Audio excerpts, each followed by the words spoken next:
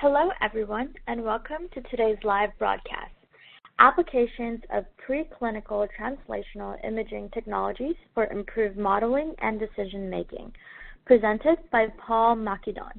He is a Senior Principal Research Scientist at AbbVie. I am Marjorie Torres of LabRoots, and I'll be your moderator for today's event. We are delighted to bring you this educational web seminar presented by LabRoots. LabRoots is the leading scientific social networking website and producer of educational virtual events and webinars. Before we begin, I would like to remind everyone that this event is interactive. We encourage you to participate by submitting as many questions as you want at any time you want during the presentation. Just click on the Ask a Question box located on the far left of your screen and type your questions into the drop-down box that appears on the screen. We'll answer as many of your questions as we have time for at the end of the presentation. If you have trouble seeing or hearing the presentation, please click on the Help Desk button located in the promotional board at the bottom or center of your screen, or use the Ask a Question box to let us know that you're having a problem. This presentation is educational and thus offers continuing education credits. Please click on the Accreditation button located in the promotional board at the bottom or center of your screen and follow the process to obtain your credits. Please join me in welcoming Dr. Paul Makidon. I will now turn the presentation over to him. Okay, thank you very much. I appreciate the opportunity to speak at this important conference and appreciate the attention of the attendees. Today I'm going to be talking about translational imaging and how it impacts the drug discovery and development pathway and the important part that it plays in that process. Certainly new drugs serving unmet medical needs are one of the key value drivers to research-based biopharmaceutical companies. And the efficiency of research and development really has declined in the last several decades. So as the pharmaceutical industry transitions from an era of me too or slightly me better drugs to one of more highly innovative medicines that results in markedly improved health outcomes, the industry really has to refocus its resources, which is money and talent, on discovery research and early translational medicine. So here in this talk, I'd like to focus on how translational imaging can de-risk candidate drugs and impact productivity and efficiency along that pathway.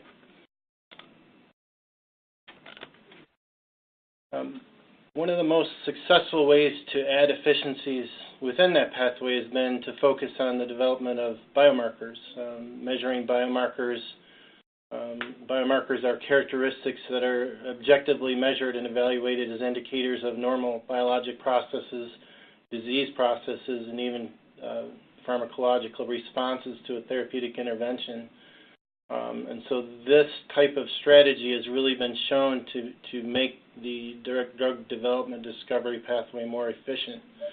And so the ability to identify molecules with insufficient efficacy or safety issues prior to late-phase clinical development, which is the most expensive part in the process, would really reduce the cost and increase the rate of developing new therapeutics. And it turns out that imaging is particularly good at identifying or measuring biomarkers.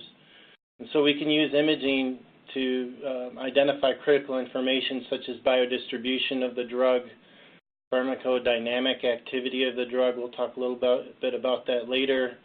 Again, biomarkers of the actual disease process, and even use imaging to select or to stratify patient selection for clinical trials.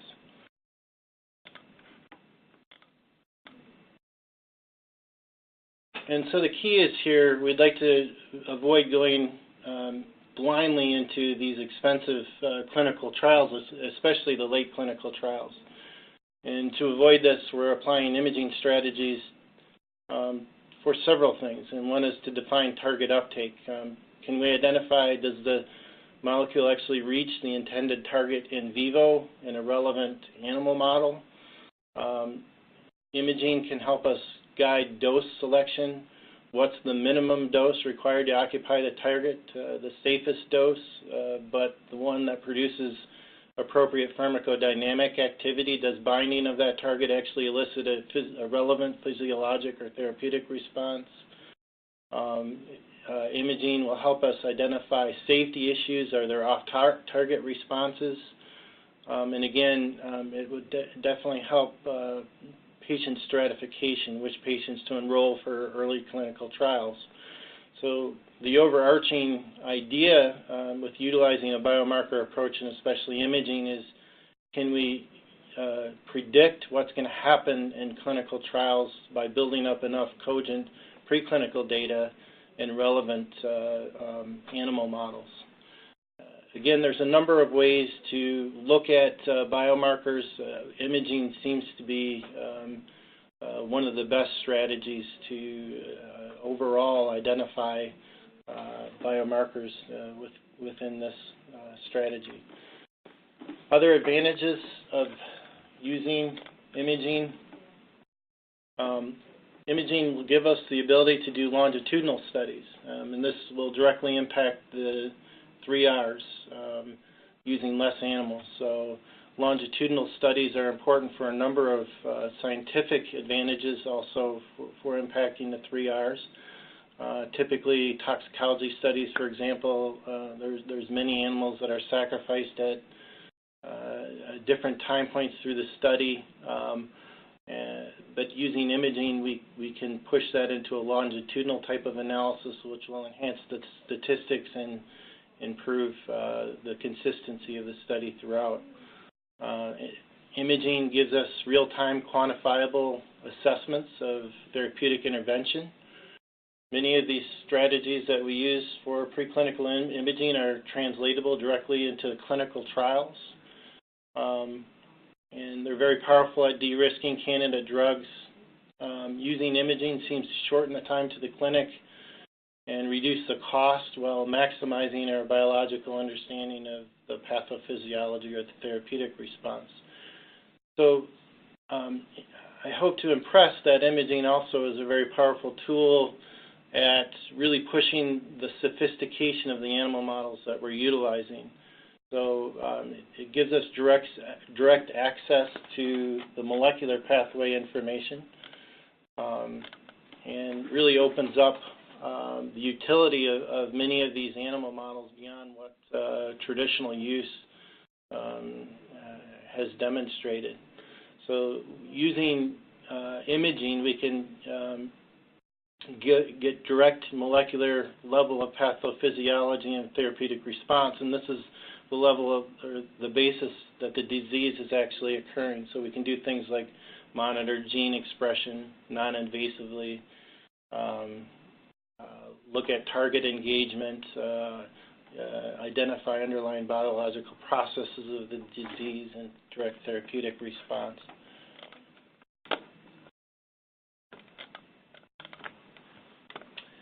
So I want to talk a little bit about the modalities and the functionality of the modalities, the physics behind some of them. And it turns out that all imaging technologies utilize specific electromagnetic wavelengths to generate and measure signals.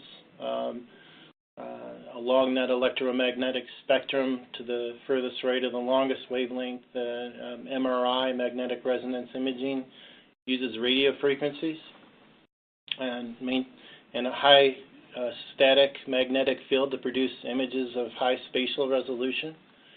MRI provides us anatomical and some physiological data, and the signal intensity is essentially determined by the local proton density and the relaxation time constants associated with applying the radio frequency signal. MRI can be versatile in identifying tissue contrast, or in some instances differentiating diseased tissues from normal tissues. It gives us excellent spatial resolution and temporal resolution, particularly for soft tissues like brain and soft tumors. Fluorescence or bioluminescence imaging, optical imaging, utilizes the visible or near visible wavelengths to produce images of high sensitivity relatively quickly. Unfortunately, with this modality, spatial resolution is lower, especially lower than MRI. The in vivo optical imaging can provide additional information at the molecular level, looking at target engagement, disease localization, for example. And it's relatively easy technology to utilize, but the spatial resolution can be problematic. X-ray and CT scanning are excellent for producing anatomical images of high sensitivity, but we get little molecular information. And then finally we go to the gamma radiation type of imaging, which is the positron emission tomography or single photon emission computed tomography, the SPECT, which utilize very short wavelengths in the gamma range of the spectrum, but they provide excellent sensitivity and yield information about metabolism, molecular targets, physiology, and although the spatial resolution may be better provided by other modalities.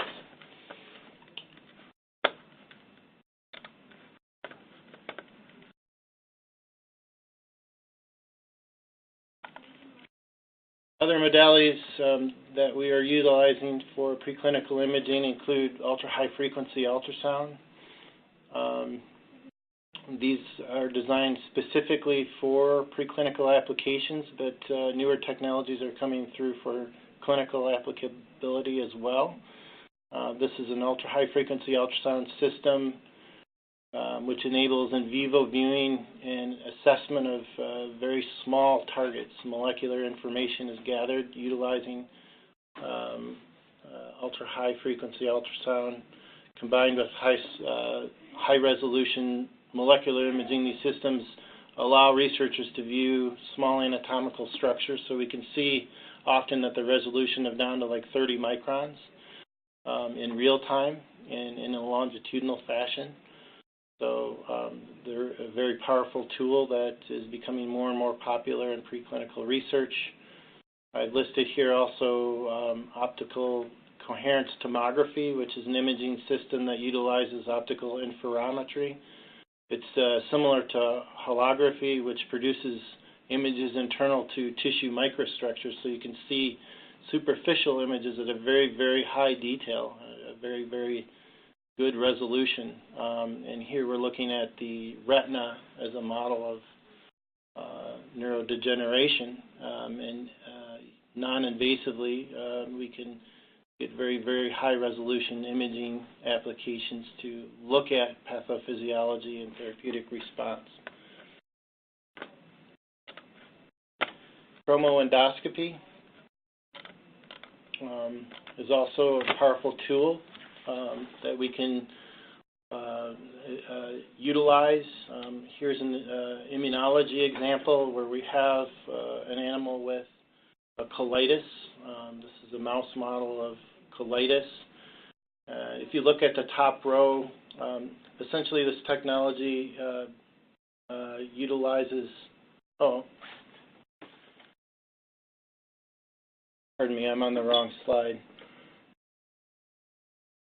Chromoendoscopy is a method where we instill dyes directly into the gastrointestinal tract at the time of visualization and using fiber optic endoscopy. And the purpose of the chromoendoscopy is chiefly to enhance the characterization of tissues and look at the functional physiology of disease.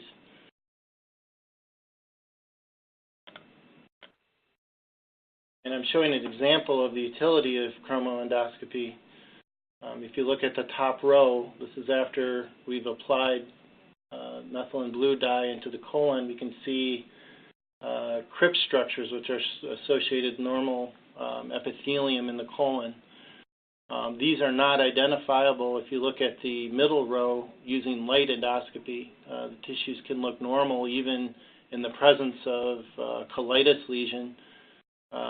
However, utilizing the dye, we can actually take a look at directly visualize the crypt structures as a measure or mark of not only disease but also of the healing process.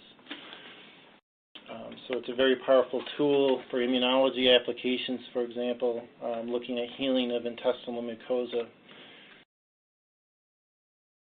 Confocal laser endomicroscopy is another very powerful tool that is new.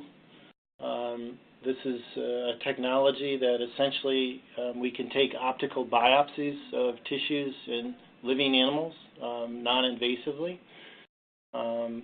Using laser excitation, we can excite fluorophores, whether we target cellular markers of disease or whether we're labeling drugs to look at biodistribution of that. Chromoendoscopy can be a very powerful way that we can get level down to the detail of what you would expect to see histologically. The mainstay of the use currently is gastrointestinal applications, but there are a number of pulmonary applications, dermatology applications that are coming online. And using the confocal laser endoscopy, we can also identify vascularity, vascular leakage, permeability of the vascularity, which can give us therapeutic response information. For example, in intestinal mucosa, colitis lesions are often associated with vascular leakage, and so we can directly visualize the vascularity and look at vascular leakage in a very powerful way using the confocal laser endomicroscope. So there are a number of modalities that I'm not going to go through. These are just some examples of the ones available. Each modality has intrinsic advantages and limitations, and the idea is to combine the modalities and exploit the good characteristics of each of the modalities, and this will help build up the most cogent and efficient information package to help design clinical trials. So in this chart here, I'm showing that the advantages and disadvantages of each of the modalities. Sensitivity is a key issue, and that's the ability to distinguish your molecular probe from the background. And some of them, as I mentioned in the previous slides, are more sensitive than others. So aiming to overcome the inherent limitations of each individual modality, multimodal approaches are designed to provide the complementary information.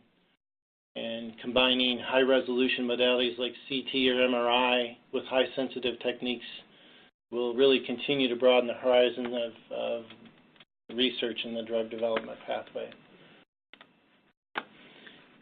In this slide here, I'm showing some of the facilities, imaging capacities that we have within AbbVie in our drug development process.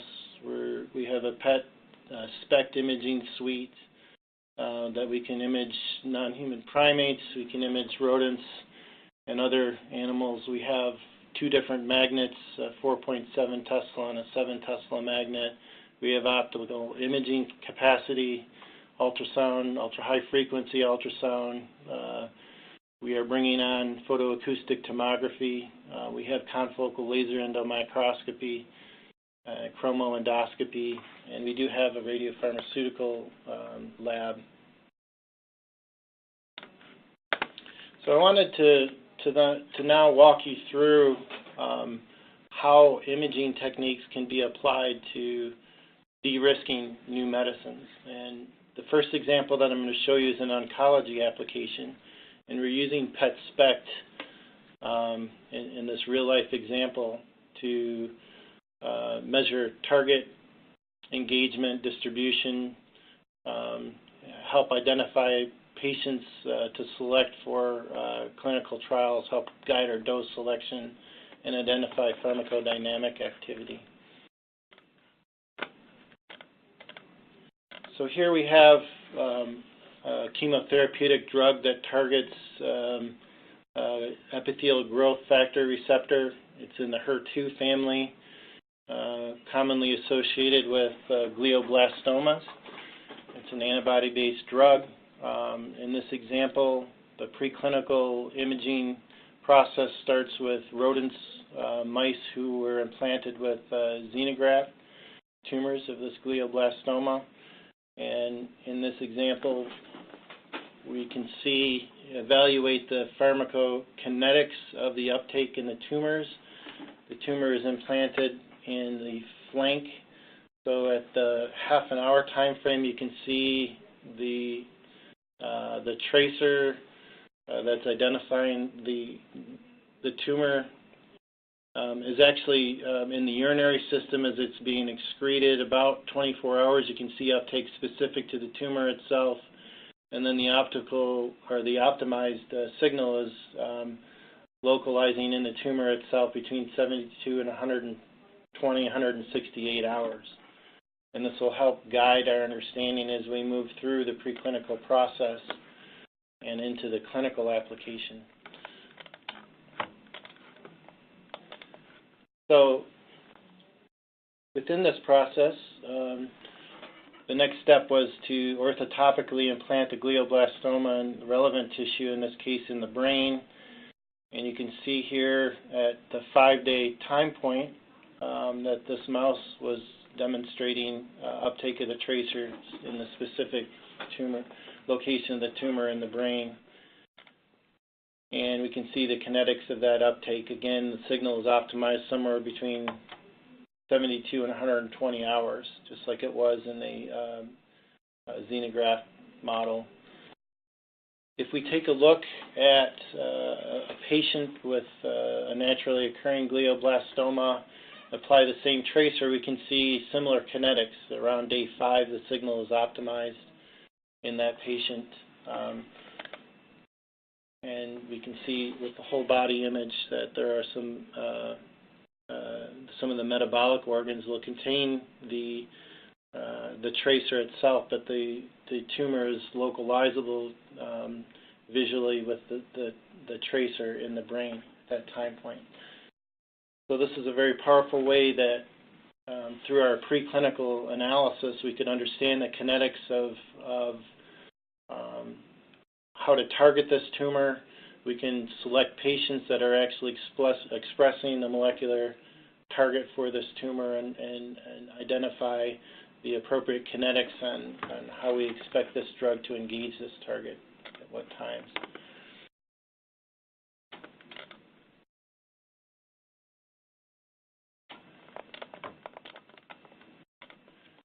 So, in summary, does a molecule reach the intended target in vivo?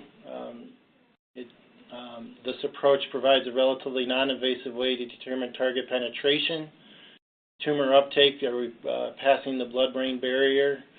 We can clinically validate that this is a rational approach for patients who are expressing the molecular target and pick those patients. And this is a platform where then we can differentiate candidate drugs in the preclinical setting before we go into these clinical trials.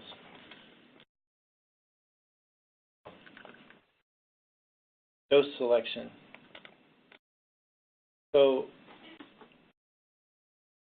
using imaging will help us guide the understanding of how the drug is occupying receptors. So receptor occupancy with PET imaging, a really powerful tool and robust tool to establish the pivotal relationship between the dose and the pharmacologic outcomes. Without the need to really radio label the drug itself, receptor occupancy studies using PET imaging can answer critical questions whether the drug has entered the brain, engaged the target itself, and whether the dose levels achieve sufficient receptor occupancy level for the desired effects at the adequate therapeutic index. Are we using the lowest dose that can produce the best pharmacodynamic response?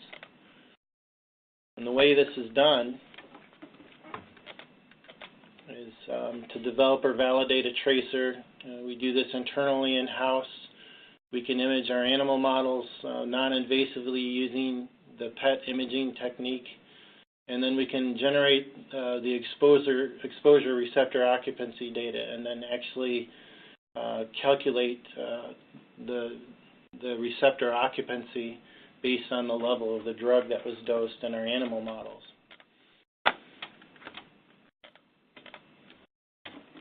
And the significance and value of receptor occupancy studies can be summarized really in 3 ways. So firstly, without wasting the effort to label the drug candidate, we can learn whether the test drug can penetrate the blood-brain barrier. Secondly, superior to imaging the radio-labeled drug itself, the receptor occupancy studies can tell us whether the drug has has engaged its target.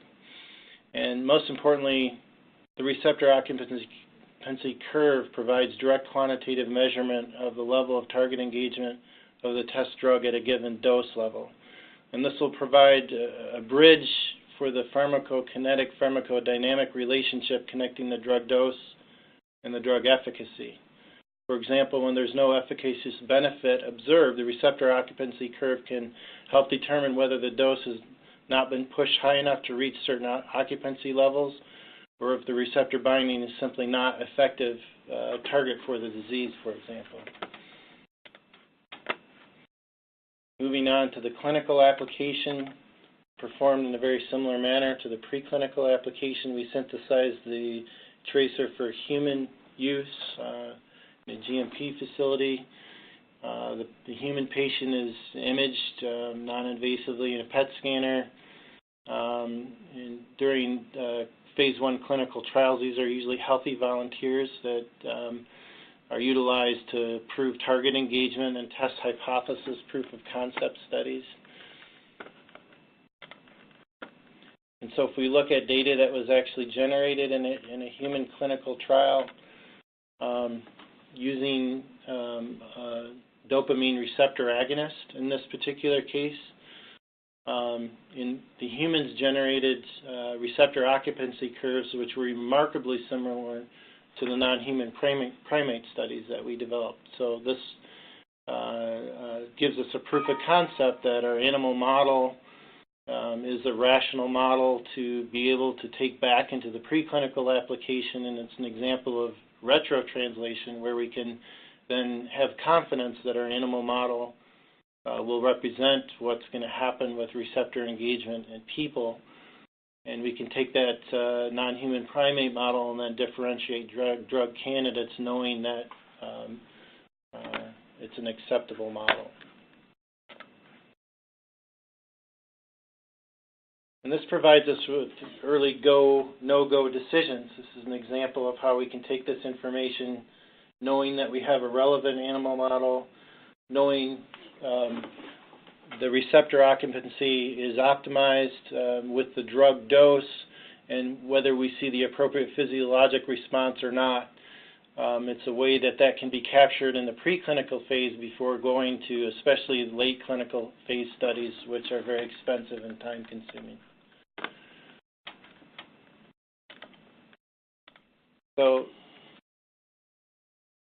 So it's really a way that provides a relatively non-invasive way to look at target penetration, allows receptor occupancy understanding and target exposures, gives us greater confidence that the proof of concept or the hypothesis is actually being tested in the clinical studies.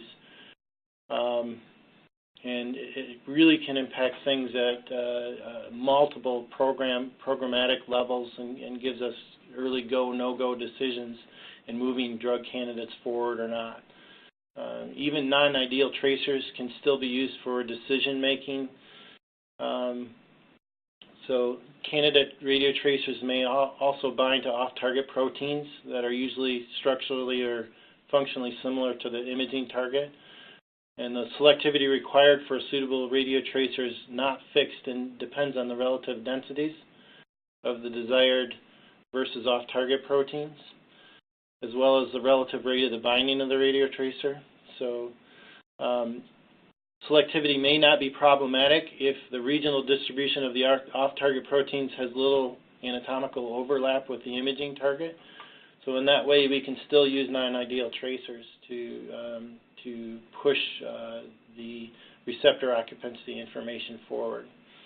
And so we utilize these routinely for CNS neurologic programs, but also for oncology.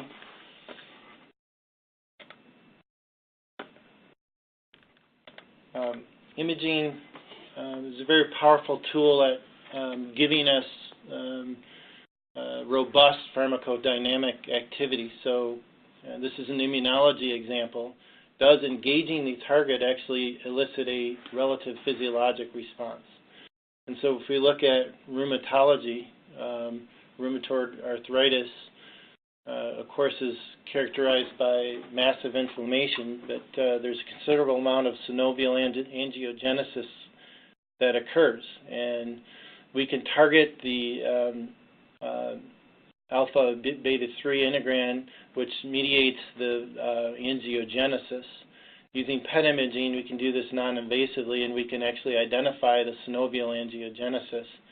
And so we mark the disease, that's a biomarker of the disease itself, and then look at therapeutic interventions. So if you look at the images of the humans that underwent PET imaging to the very right of the slide, one of them was treated with, or this is one patient, there's a pre-treatment, and then you can see the therapeutic response or the shrinking of the angiogenesis after this patient was treated with steroids. Imaging is very powerful, also a very powerful tool used for safety analysis for toxicology, for de-risking drugs. This will give us a way to look at, imaging gives us a way to look at off-target effects for total body biodistribution in a very robust way. We can tell whether the effect is reversible or not using longitudinal studies. Imaging is very useful often for developing safety biomarkers. We can use imaging as a means to calculate organ weight, look at tissue perfusion changes, oxygenation, deoxygenation, very sensitively evaluate cardiology, cardiovascular effects using speckle tracking echocardiography, for example. And so there's many ways to address safety imaging program that will give us information that will extend beyond typical toxicology studies, which are done by, again, euthanizing animals at multiple time points. And often, many of these imaging modalities are directly translatable to clinical protocols. So having a package that you can take to the FDA demonstrating the ability to identify adverse effects of a drug in the preclinical setting can be utilized to design a rational clinical approach as well.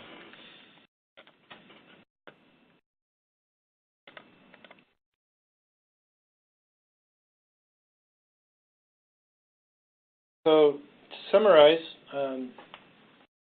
in these particular examples, we were able to powerfully look at target uptake, target engagement, select patients, select dose, look at the pharmacodynamic activity, and also utilize imaging to identify safety issues associated with the drug.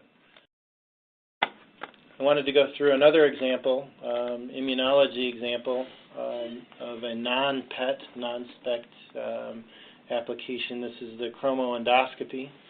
And again, this is looking at a colitis model, a rodent model. And this inflammation was induced in this particular model using DSS. And we're looking at the colon of a mouse at different time points. And chromoendoscopy is powerful at helping us identify healing characteristics after therapeutic intervention. So the different columns are representative of mice that were treated with different therapeutic interventions. And you can see the presence or absence of crypt formation depending on how the animal is responding to the therapeutic intervention. So it gives us a really powerful tool and allows us to longitudinally analyze these different therapeutic responses in this animal relatively non-invasively. We can also look at vascular permeability, as mentioned before, so labeling proteins. We can look directly to see if there's vascular leakage that's occurring using the confocal laser endomicroscope. So combining the chromo endoscope with the confocal laser endomicroscope gives us a really powerful way to assess therapeutic intervention in a highly specific manner compared to standard histology, which is time-consuming and expensive and requires biopsies and or euthanasia, and where you lose the ability to conduct longitudinal studies. I wanted to also impress the idea that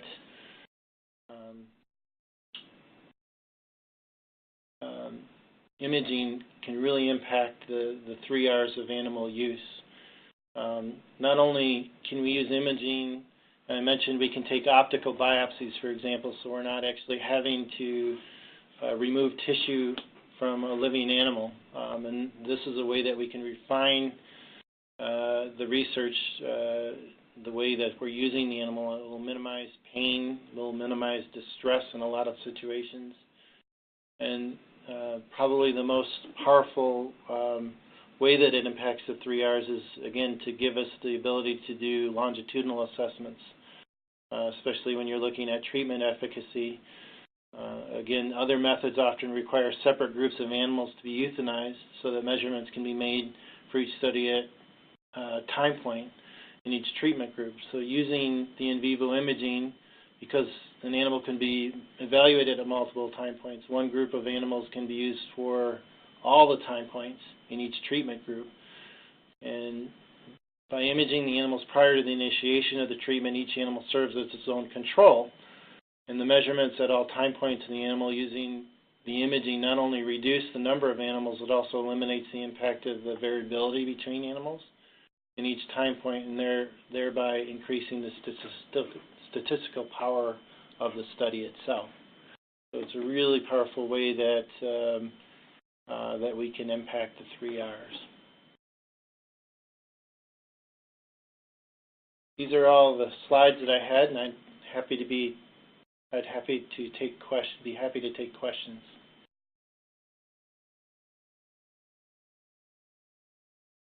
Thank you, Dr. Makidon, for that informative presentation. We will now start the live Q&A portion of the webinar. If you have a question you'd like to ask, please do so now. Just click on the Ask a Question drop-down box located on the far left of your presentation window. Type your question into the box that appears on your screen and click the Send button. We'll answer as many of your questions as we have time for. Let's get started. Our first question is, how often are preclinical imaging strategies translated for clinical trial application? Well, it's a great question. That the preclinical strategies, technology continues to improve at a rapid rate, and the information that we're gathering from these newer technologies is again very powerful and robust. And companies that are producing the preclinical equipment have also realized that for marketing purposes it's advantageous to produce associated clinical applicable equipment as well. So for example, when we discuss the confocal laser endomicroscope, there is actually a clinically approved unit for that. And in our preclinical studies, we're approaching the design of these studies with the idea in mind to be able to come up with a clinical protocol that we can directly translate the information we're getting in our preclinical studies to the human clinical trial. Obviously, the relevance of the animal model itself is important. As we all know, mice are not small people. Using a translatable animal model is equally important, but it seems to be more and more common that some of these imaging modalities can be directly translated into a clinical application. PET, SPECT, CT, MRI are all directly translatable. some of the peripheral technologies are now coming on board where it's easier to translate them. Thank you for that answer. Our next question is, has application of translatable preclinical imaging really impacted attrition in clinical trials? I think the jury's still out on that. Again, some of these technologies are relatively new. The whole preclinical translational imaging arena is coming on board, and it does seem to make remarkable impact in designing more cogent clinical trials. My take on the early assessment of moving this technology into clinical application seems to reduce clinical attrition. But as mentioned at the beginning of the slideshow, really regardless of the advancement of technology, the efficiency in the drug discovery development pathway has really been declining over the last several decades. So this is a great hope that preclinical translational imaging can really impact this pathway and make some differences in the clinical attrition. I think as we look at these technologies, we need to look at them as not only a translatable but a retrotranslatable tool where we continue to iterate information from both the preclinical phase into the clinical phase and then bring it back to preclinical and then move it back into clinical. It's not a static linear approach, but it seems to be more of a dynamic, iterative approach. Thank you. Okay, we have time for one more question. What is on the horizon for translational imaging technology and applications? That's also a good question. I mean, as I mentioned, there are a number of technologies that are advancing very rapidly, and many of these technologies are now becoming benchtop systems. Before, it required physicists to run some of this equipment, experts to be able to process the data and analyze and interpret the data. Now, many of these systems are becoming benchtop and can be utilized by people who don't necessarily have academic expertise in the area. So as a lot of these new tools come on board, we have to develop packages of data that would support clinical applicability. I'm excited about the confocal laser endomicroscopy approach. As technologies like that become available, really being able to see very, very high resolution images in combined multimodal approaches utilizing traditional like PET, SPECT, CT, MRI, can give us ways to look at disease processes and therapeutic intervention that we really haven't been able to before. And so not only will that help build our basic science understanding of what's happening, but that also should make clinical trials more efficient and give us a lot more information as we move these drugs forward into clinical application. I would like to once again thank Dr. Paul Makidon for his presentation. I would also like to thank LabRoots for making today's educational webcast possible. Before we go, I want to let everyone know that today's webcast will be available for on-demand viewing through May of 2018. You will receive an email from LabRoots letting you know when this webcast will be available for replay. Please share that announcement with your colleagues who may have missed today's live event. That's all for now. Thank you for joining us, and we hope to see you again soon. Goodbye.